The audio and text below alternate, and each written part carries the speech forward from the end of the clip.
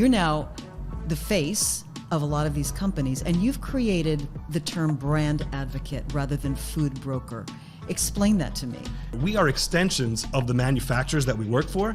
We're accountable to them every day of the year. We also are accountable to the distributors and the retailers, the actual supermarkets, the buyers that want to know what's going on every day, every single day.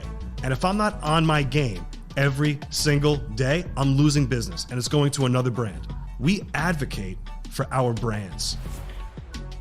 You have a well-rounded life. You also extrapolated a little bit and started to go into a clothing line, which is fascinating because, food and now a clothing line. In fact, you're wearing one of your shirts, brand advocate shirts, which intrigues me. I'd like to go through some of the items that you have created. And they all have sort of a mantra on the shirt, if not just a logo or design. So can we go through some of these? Yes. I don't need perfect, I just need possible. Is it humanly possible to get this done? And more often than not, the answer is yes, but we need to cross these 7 bridges to make that happen. And I'm telling my team, guys, take pride in crossing 7 bridges, because rarely do you get something that you only have to cross 1 bridge. That's why we are here. Take joy in the process, in the journey. Yeah, this is probably my favorite one because I feel like this describes me. When I was fortunate enough to speak at the K Food Fair, I was in this rare place where I spoke, I had a presentation, and I felt electricity in my bones, in my blood, in my veins. I had a rush of energy where I was like, honestly, I had never felt before. Getting on front of that stage, those people speaking, I was in a rare place where not only did they not have to, and I shouldn't even say this, not only did they not have to pay me to do that, I would have paid them to do it. I was in a rare place. And I said, if I can feel this again, holy cow, I'm gonna feel so happy. So you've done a lot of speaking engagements, Zak. What is your personal favorite?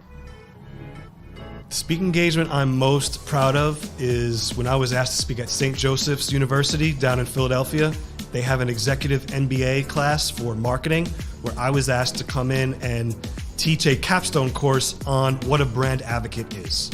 The biggest retailers, the biggest manufacturers, and just leaders in general in the food industry, they send their leaders to St. Joe's to be part of this executive MBA program. Their graduates are recruited right after they come out of school. And for me, to be asked to I basically spoke to vice presidents and executives from retailers and some of the biggest brands in the country. In giving that speech and having them say that not only they appreciated what I was saying, but they were relating to the points and saying that there is a real need for someone like this, to me it provided a lot of validation that what I'm doing is being heard. And that's probably the moment I'm most proud of.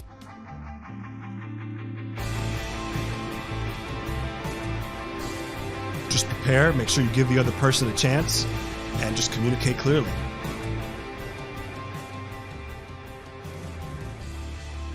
I think number one is we all have to follow our intuition. We all have to trust our intuition. If you think you can see it through, go and see it through until you no longer feel that way. If you think, I don't know, this is not it, your own intuition is right. People need to be their own biggest advocate and determine if they're on the right road or if they need to pivot. There's nothing wrong with pivoting. Sometimes God has a bigger plan for you than what you had for yourself. And just because you're not succeeding in one thing, you might be meant to be doing something much bigger, but you won't learn that until you take yourself and start going in that direction. Be a sponge and drink deeply. You got to absorb yourself with knowledge. That prepares you for things. The other part is experience. Get experience. No matter what it is, no matter what you're doing, get something so that you can say you are active.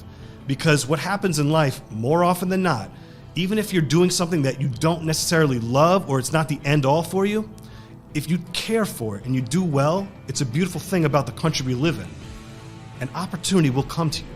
It will be small at first, but if you take that and do well and build a reputation for yourself, something else will come. And eventually, people will realize your value. I'm going to challenge you to describe yourself in 3 words. Resourceful,